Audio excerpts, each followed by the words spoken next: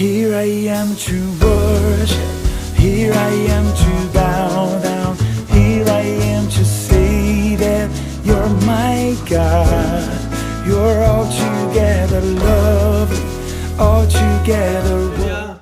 4월 8일 목요일입니다. 오늘도 말씀과 동행하는 하루에 나오신 여러분 축복하고 환영합니다. 오늘 이 아침에도 함께 주님을 만나며 주님을 예배하는, 그래서 우리의 삶을, 우리의 길을 주님께 맡기고 주님께 우리의 길을 통해 인도함을 받는 그런 하루가 되었으면 좋겠습니다.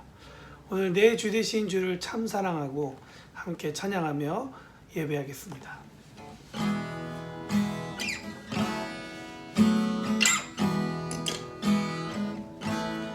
내 주 되신 주를 참 사랑하고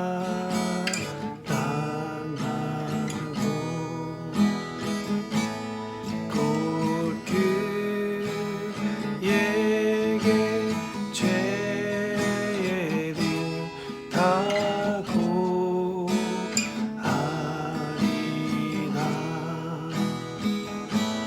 그 은혜를 주신 내 예수시니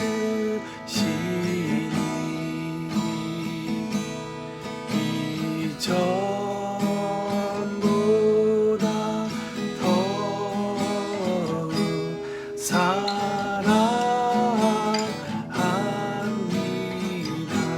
큰 영광의 구주, 큰 영광의 구주, 날 사랑하사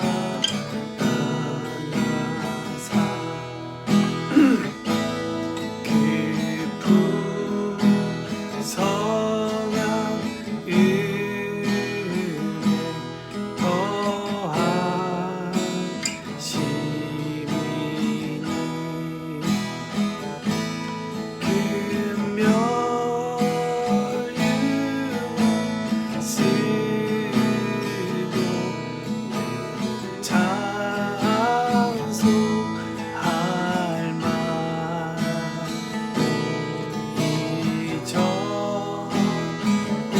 이전보다 더욱 사랑합니다.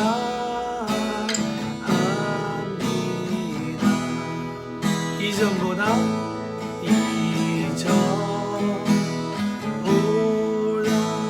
더욱 사랑합니다.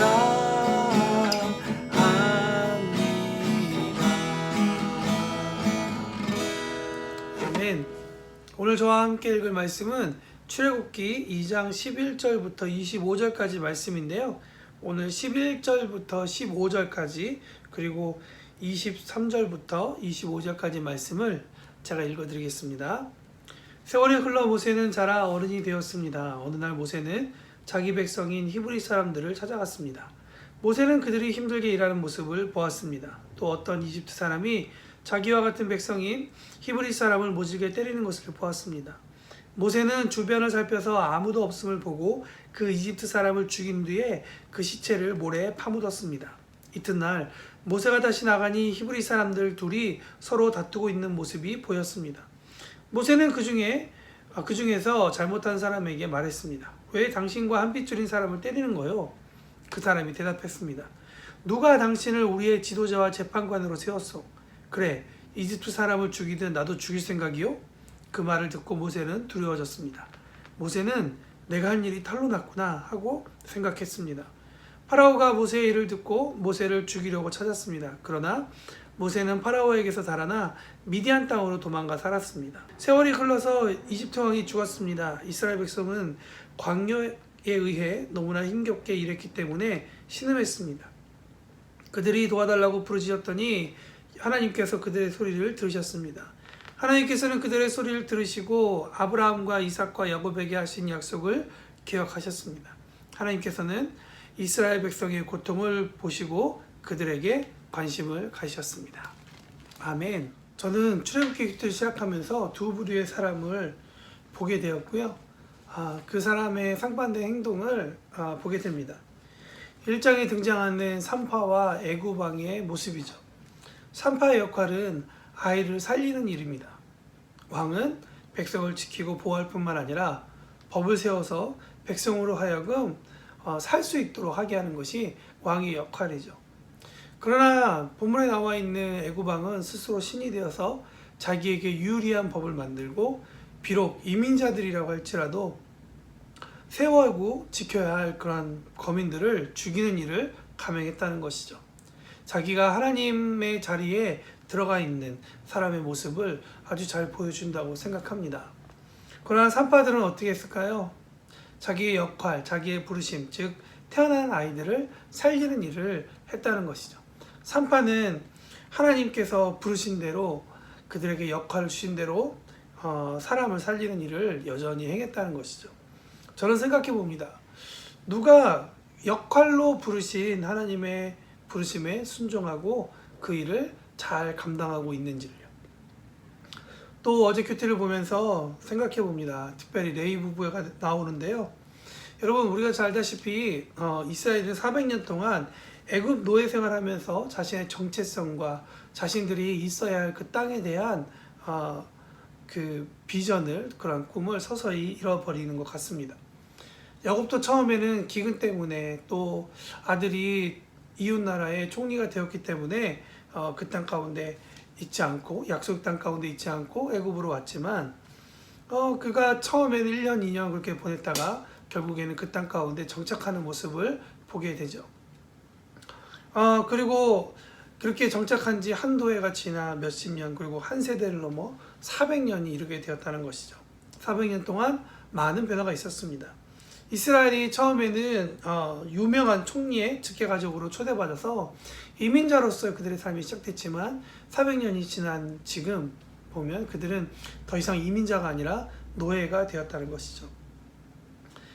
출애굽기 2장 23절을 보면 비록 고된 노동으로 고통당했지만 그들은 그들을 지켜주시는 전능하신 하나님을 찾는 모습이 보이지 않다는 것을 성경은 이야기합니다. 그러면서 그들이 왜 전능하신 하나님을 찾지 않았을까를 생각해 보면 아마도 400년이 지난 동안 이스라엘이 하나님에 대해서 잃어버린 것이 아닌가, 하나님이 누구신지에 대해서 잊어버린 것이 아닌가라는 생각을 조심스럽게 해봅니다. 그런데 출애굽기 2장에 들어와서는 한 남자와 한 여자의 결혼에 대해 성경은 이야기한다는 것이죠. 참 재밌죠. 갑자기 뜬금없이 결혼의 이야기로 2장이 시작된다는 것이죠. 근데 하나님은 그들의 결혼, 즉 가정생활 가운데 주목하고 있습니다. 그러면서 그들의 결혼생활이 어떤 것인지에 대한 짧은 코멘트를 하죠. 무엇이냐면 레위 남자가 레위 여자와 결혼하였다라는 말씀이죠. 여러분, 레위는 어떠한 지파입니까? 이방인에게 강간당한 여동생의 한을 풀어주고 복수했었던 오빠가 바로 레위 지파의 선조였다는 것이죠. 그러나 이 잔인한 행동으로 인해서 오히려 아버지께 동생의 억울함을 풀어줬기 때문에 칭찬받는 것이 아니라 혹독한 저주를 유언으로 받게 되었다는 것이죠. 여러분, 야곱이 뭐라고 레위에게 유언하냐면 너희들은 야곱 중에서 나눠지게 되고 이스라엘 중에서 흩어지게 될 것이다 라고 이야기를 한다는 것이죠. 아버지의 마지막 말이 고난이고 고통입니다. 억울하기도 했었을 것입니다.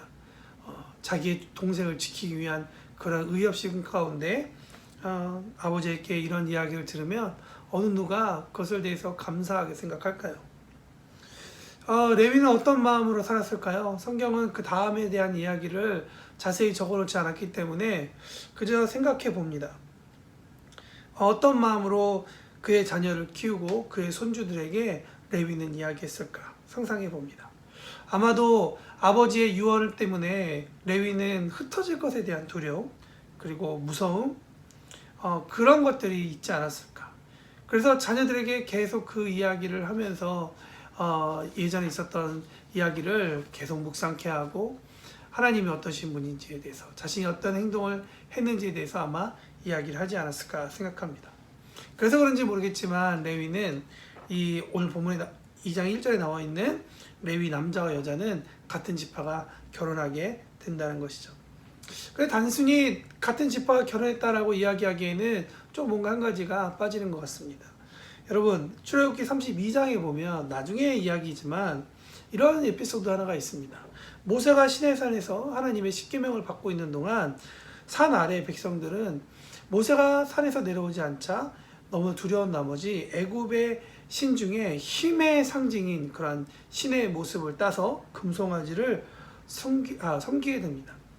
근데 그 금송아지에게 절을 할 때 유일하게 동참하지 않은 지파가 있는데요. 그것이 바로 레위 지파라는 것이죠.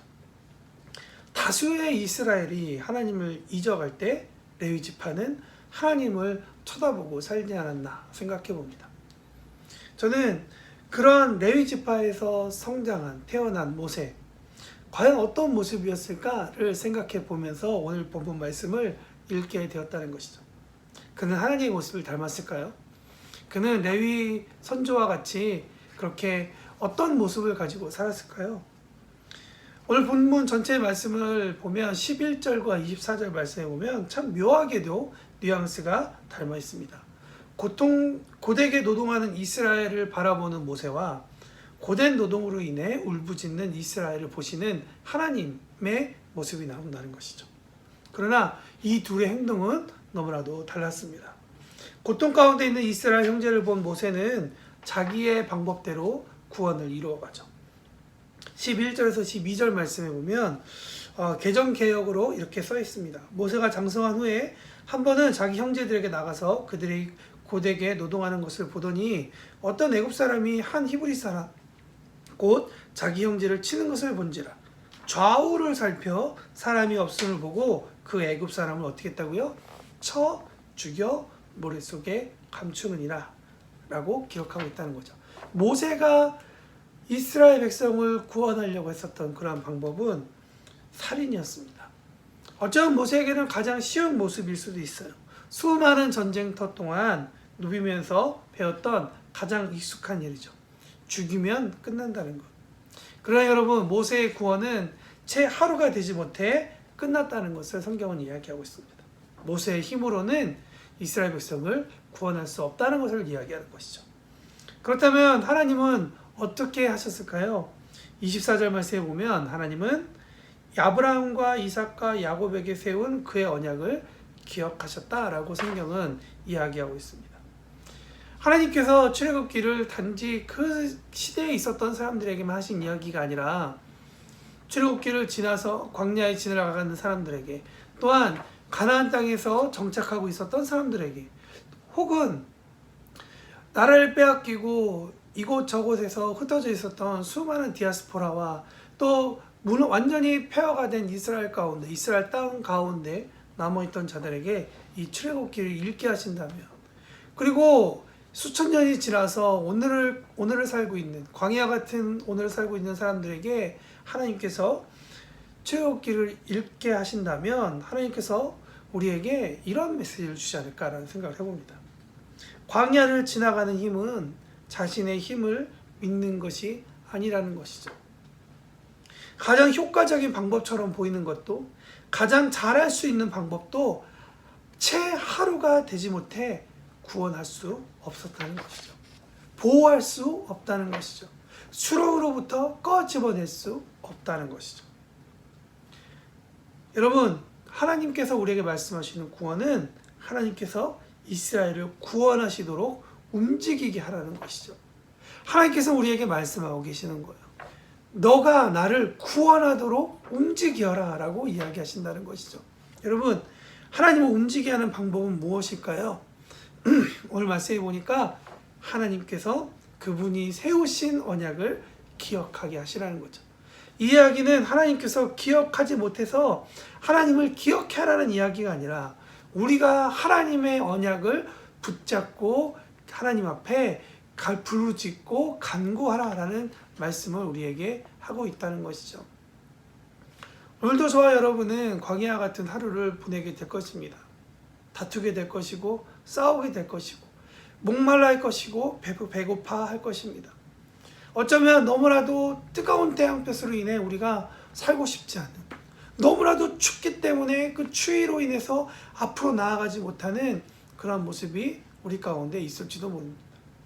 그럴 때 우리가 쉽게 생각하는 것은 내 힘으로, 내 방법으로 나의 미래를 준비하며 그렇게 계획하는 것, 내 스스로 구원하려고 하는 그런 모습이 있을 것입니다. 왜냐하면 그 모습이 우리에겐 너무나도 익숙한 모습이기 때문입니다. 예수를 알지 못하기 전에 있었던 옛 구습, 옛 그러한 습관들이 계속 우리의 삶을 끌어가고 있기 때문이라는 것이죠.